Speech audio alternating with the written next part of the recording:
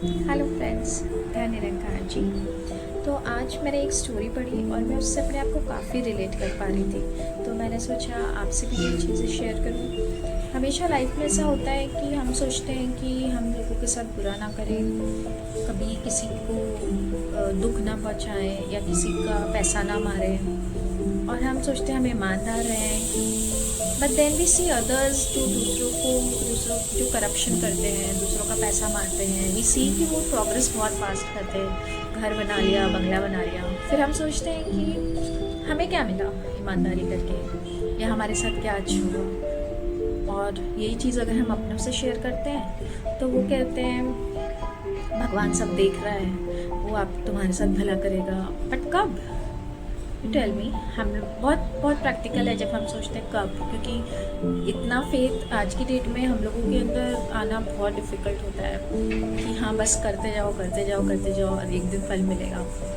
तो मैंने आज एक स्टोरी सुनी और मुझे वो बहुत इंटरेस्टिंग लगी, तो मैंने सोचा आप सबसे भी शेयर करूँ। एक शॉपकीपर होता है, वो जैसे ही सुबह सुबह अपनी दुकान खोलता है तो एक लेडी आती है और वो बोलती है कि भैया कल आपने मुझे 10 रुपये ज़्यादा दे दिए थे, तो ये लीजिए आपका 10 रुपये। शॉपकीपर हैरान हो जाता है, कहता है कि 10 रुपये, मुझे तो याद नहीं है। तो कहती है कि नहीं, आपको मुझे 70 रुपये वापस करने थे, मुझे आपको 70 रुपये देने थे। मैंने 100 का नोट दिया और आपने मुझे 40 रुपीज़ दिए, बट आपको मुझे 30 रुपये देने थे। तो उसने बोला हाँ मैडम, मुझे याद आया कि आप तो 5-5 रुपये के लिए भी बार्गेनिंग कर रहे थे कि 5 रुपये कम कर दो, 10 रुपये कम कर दो, और अब जब आपको एक्स्ट्रा 10 रुपये मिला है तो आप देने क्यों आए हो। तो वो लेडी कहती है कम कराना, बार्गेन कराना मेरा हक है, लेकिन हमारे बीच में जो भी डिस्कस हुआ है वो अमाउंट फाइनल है और मैं ये 10 रुपये नहीं रख सकती हूँ। तो उसने कहा चलो ठीक है। ऐसी बातों बातों में उसने पूछा आप कहाँ से आए हो। उसने अपना एड्रेस बताया। तो शॉपकीपर को शौक लगा कि आप इतनी दूर से सिर्फ 10 रुपये वापस करने आए हो। तो वो लेडी ने कहा कि मैं तो रात को भी आई थी, बट आपकी शॉप बंद हो गई, तो मैंने सोचा मैं सुबह सुबह आके दे देती हूँ। तो शॉपकीपर ने कहा कि मैडम 10 रुपये से ज़्यादा तो आपका किराया लग गया। तो वो कहती है कि मैं किसी का रुपया नहीं मार सकती, भले ही आज मुझे आप नहीं देख रहे, आपको याद नहीं कि मैंने आपका 10 रुपये लिया है, लेकिन वो मुझे देख रहा है और मैं ये काम नहीं कर सकती।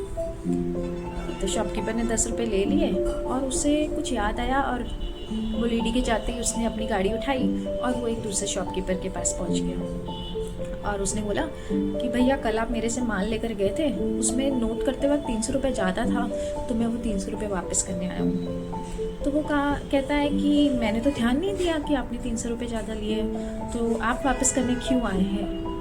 और अगर मैं बाद में बैठता, नोट बनाता, देखता कि 300 रुपये ज़्यादा है तो मैं खुद लेने आ जाता।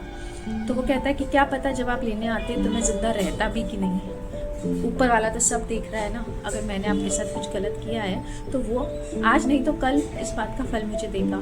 तो मैं नहीं चाहता कि मैं ये 300 रुपये रखूँ। उसके जाने के बाद ये दूसरे जो शॉपकीपर थे उसे याद आता है कि उसने एक बार 10 लाख रुपए अपने एक दोस्त से लिया था, और जब वो वापस देने गया तब तक उसका दोस्त मर चुका था।